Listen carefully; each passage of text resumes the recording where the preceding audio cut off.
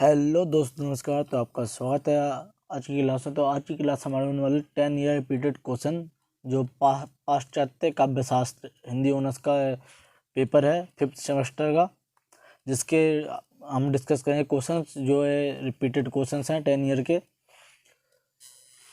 तो आपका सबसे पहला क्वेश्चन आता है। पहले मैं बता देता हूँ पेपर आता कैसे है।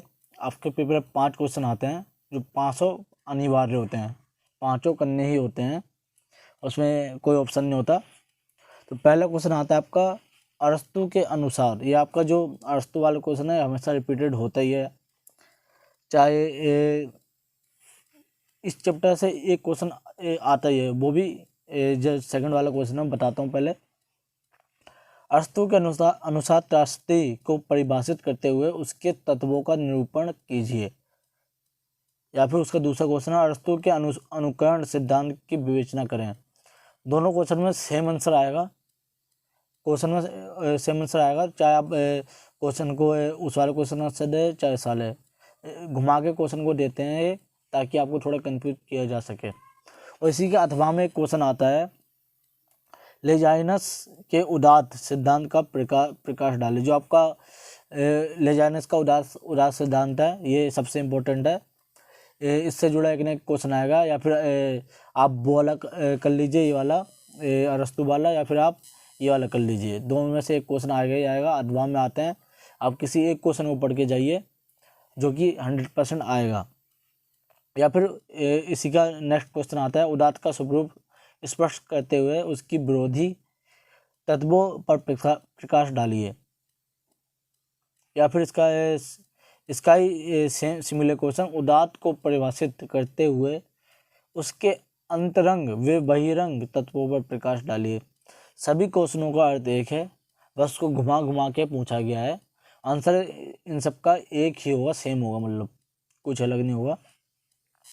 और नेक्स्ट क्वेश्चन को बढ़ते, क्वेश्चन नंबर 2, जो कालरिक के कल्पना सिद्धांत का विश्लेषण कीजिए। जो कालरिक का सिद्धांत है उसके जो तीनों सिद्धांत है उसमें कोई ना कोई एक सिद्धांत पूछा जाएगा जो आपको पढ़ के जाना है।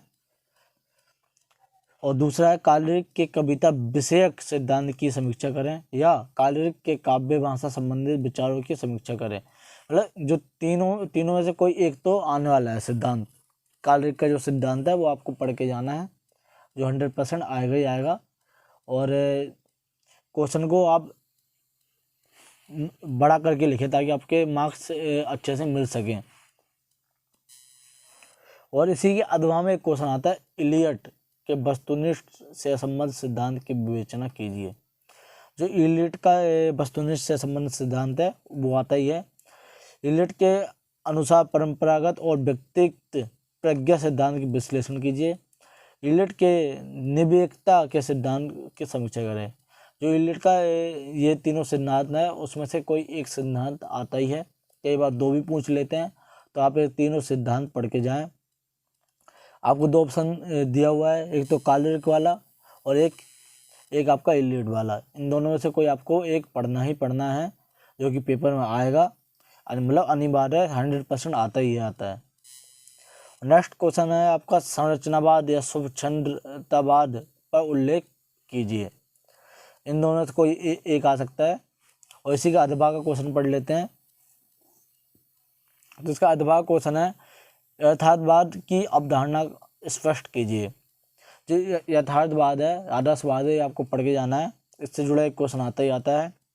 यथार्थवाद आदर्शवाद के विरोध में उठने वाले आंदोलन, इस कथन के आधार पर यथार्थवाद का विश्लेषण करें। और इसका थर्ड है यथार्थवाद को परिभाषित करते हुए साहित्य के साथ इसके संबंधों पर विचार कीजिए। मतलब यथार्थवाद से जुड़ा एक क्वेश्चन आएगा ही आएगा। ये मैं वो क्वेश्चन आपके ढूंढ के निकाले जो 100% आते ही आते हैं, जो आपके चैप्टर्स हैं उनमें से आते ही आते हैं, जो आपको पढ़ के जाना है। अधवा वाला पढ़ लो या फिर मेन क्वेश्चन पढ़ लो, 2 में से कोई एक क्वेश्चन पढ़ के जाओ जो 100% आएगा ही आएगा, और जो आपको करके आना है अगर आप अच्छी परसेंटेज लाना चाहते हैं तो। और क्वेश्चन नंबर 4 आपके बिंब, जो क्वेश्चन नंबर 4 है, बिंब को परिभाषित करते हुए साहित्य के साथ उसके अंतर संबंधों को व्याख्यात कीजिए। और इसी का दूसरा क्वेश्चन है, बिंब को परिभाषित करते हुए काव्य में उसके महत्व पर प्रकाश डालिए। जो है बिंब का क्वेश्चन है, ये वाला ये भी 100% आता है। ये आप देखोगे लास्ट ईयर के क्वेश्चन पेपर में। अगर आपके पास 10 ईयर है तो बहुत अच्छी बात है, अगर नहीं है तो आप इसमें से देख सकते हो जो क्वेश्चन मैंने बताए हैं। बुकें तो आपके पास हैं ही, जिससे आप इसके आंसर ढूंढ सकते हो। अगर कोई डाउट है तो आप कमेंट में बताएं, तो मैं उस क्वेश्चन का आंसर निकाल के दे सकता हूँ आपको। आपका लास्ट और क्वेश्चन आता है कमेंट्स वाला, जो कि 27 मार्क्स का होता है। तो इस क्वेश्चन में आपको कमेंट्स करनी पड़ती है किसी 3 पर, यानी कि एक टिप्पणी करनी पड़ती है। निम्नलिखित में से किन्हीं 3 पर टिप्पणी करें। तो जो अभी आपके पिछले 4 क्वेश्चन गए हैं उसी में से ये होते हैं टिप्पणी वाले क्वेश्चन। आपसे पूछ लिया जाता है अनुकरण का सिद्धांत, वस्तुनिष्ठ का सहसंबंध का सिद्धांत, या फिर उत्तर संरचिवाद की अवधारणा, या फिर शुभचंद्रवाद का बिंब, और मिथक और साहित्य। ये मैं आपको बताना भूल गया था। जो इसमें तो कमेंट्स वाले क्वेश्चन में जो मिथक और साहित्य आया है, ये नॉर्मल क्वेश्चन में भी आ जाता है। इसके अलावा जिस तरह से पहला, दूसरा, तीसरा, चौथा क्वेश्चन आया है, उसमें मिथक और साहित्य के बारे में पूछ सकते हैं। तो इसको भी आप पढ़ के जाएँ, ये कहीं ना कहीं आता ही है, या फिर कमेंट्स वाले सेक्शन में आ जाएगा। और कमेंट्स वाले सेक्शन में नहीं आया तो आपका मेन क्वेश्चन में आ जाएगा। तो क्वेश्चन नंबर 5 में और भी देख लीजिए, मैं 2 पेपर के लिए हैं जिसमें रिपीटेड दे रखे हैं। पहला, त्रासदी के कथानक के अंग, कालरिक का कल्पना सिद्धांत, या संरचनावाद, या उत्तर संरचनावाद, या फर्टेंसी और काव्य के विसंगत बोध। मतलब जो आपका कमेंट सेक्शन है उसमें से आपको इनमें से 3 करने हैं, जो कि इम्पोर्टेंट है। मतलब एक के ऊपर आप कमेंट लिखेंगे तो उसके आपको 9 मार्क्स मिलेंगे, और 3 पे करते हो तो आपको 27 मार्क्स। इसमें यह है, अगर आपको मान लो 3 नहीं भी आते इन तो 2 भी लिखोगे तो आपके 18 मार्क्स कहीं नहीं गए।